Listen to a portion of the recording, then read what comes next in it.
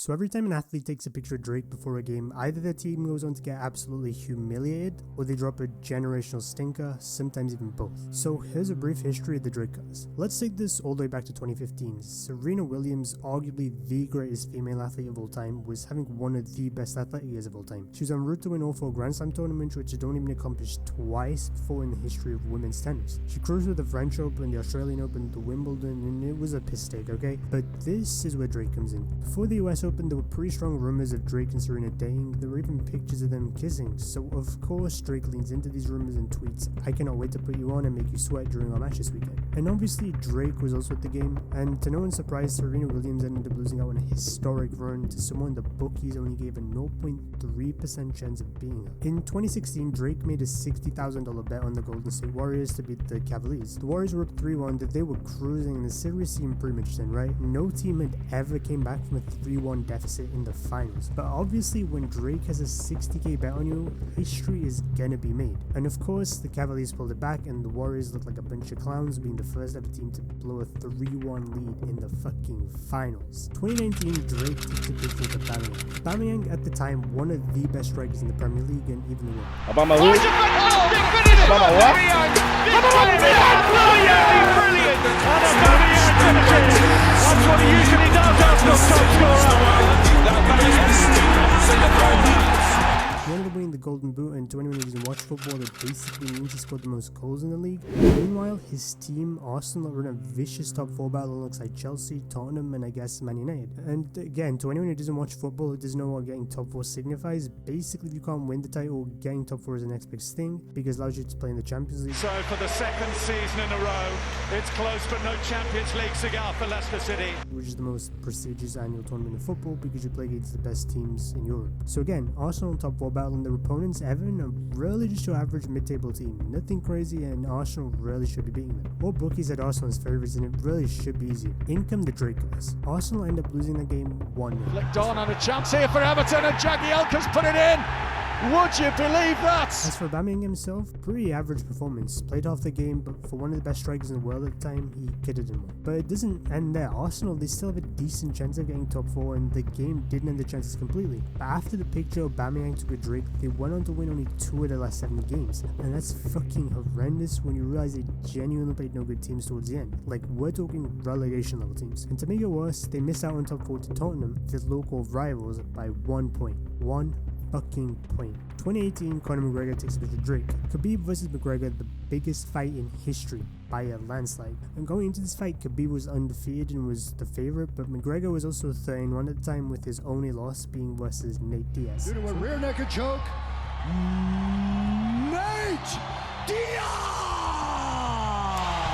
So all things considered, it's still going to be a close fight, but before the fight, McGregor posted a picture with himself and Drake wrapped around in an Irish flag with the caption saying the 6 card and 12 animal. And to no one's surprise, McGregor loses, which is expected, but he was embarrassed so badly that he had to tap out in the 4th round, which is like the 2nd time in his whole career. There's the top! Still disputed!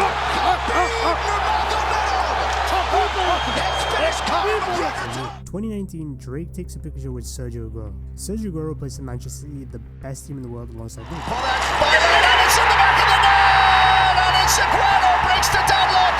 What a finish from the Argentinian!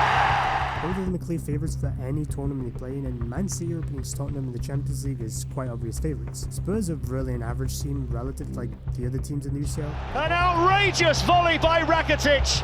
It's Spurs 0, Barcelona 2, and that's a special goal. Like, they have 2 players who are arguably also the 2 best in the position in the world, Harry Kane and Heung-min Son, and they are basically the reason Spurs have even like any success. And it goes towards Son, here's the chance, oh what a start that is, to the second half for Tottenham, and it's the key man, the recent man who's been the main man for Spurs, Heung-min Son. That's a better one, it's in towards Harry Kane who measured it, he's goal, it's in!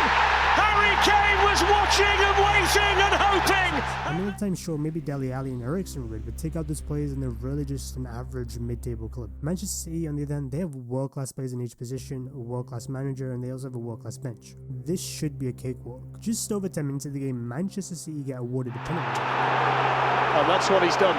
It's a penalty to Manchester City for a handball by Danny Rose. Everyone's thinking this game is done and dusted. There's no point playing out the rest, because genuinely everyone thought Spurs would get humiliated. Man City favourites on paper, and they have a penalty barely 10 minutes in. Sergio Aguero steps up to take the penalty, and of course, he misses. Tottenham captain Hugo Lloris. He saved it!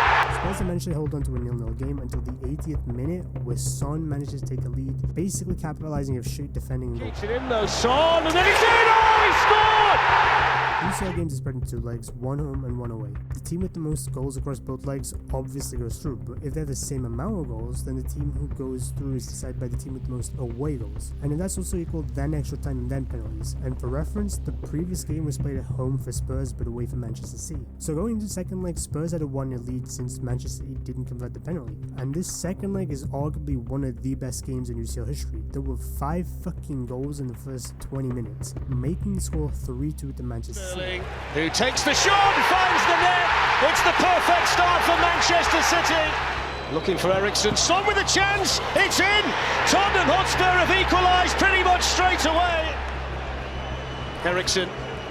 Son with another chance, and Son with another goal. The other way. Here's a chance now for Manchester City. It's Bernardo Silva, and they've got another one. He certainly moves his feet quick enough, and then De Bruyne with the ball in, and they've got another one.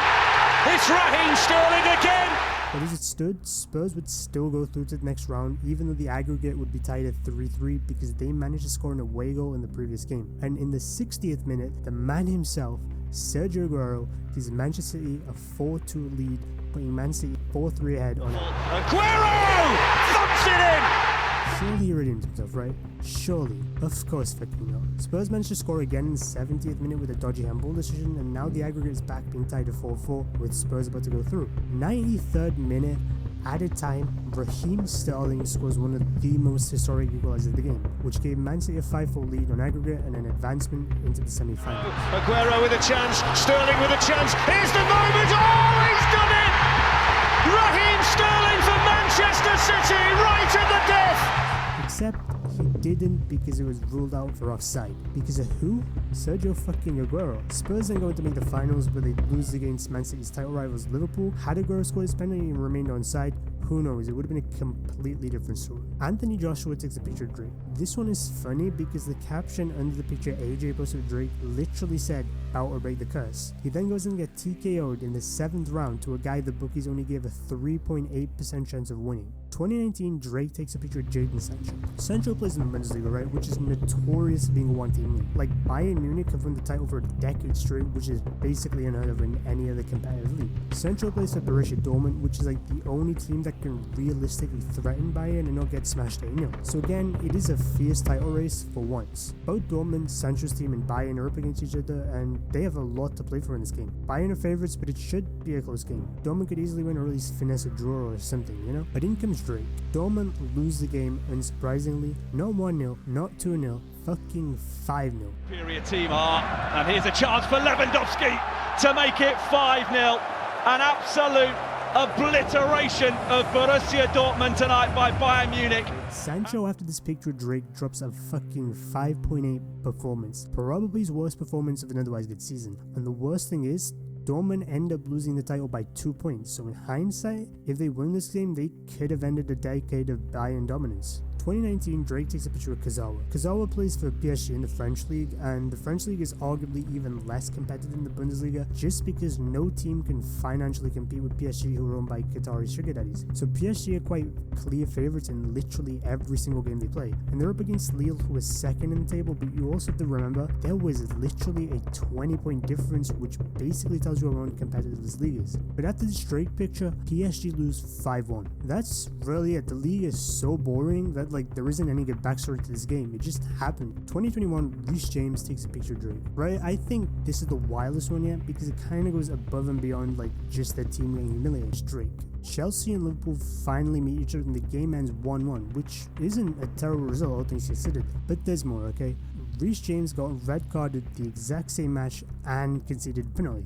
And he dropped a 5.6 on SofaScore, which like I said earlier is fucking terrible. And after this game he also goes and get injured, putting him out for 6 weeks, and in this period Chelsea got winless with 1 draw and 2 losses. It was basically the beginning of the end for the title race, but worst of all is Reece James got fucking robbed. Like, literally, okay? 2 people broke into his house, took his UCL winner medal, as well as his Euro 2020 runner medal, and it's not like those medals are something you can get replaced. It's like if someone took Giannis's ring. That is fucking vile.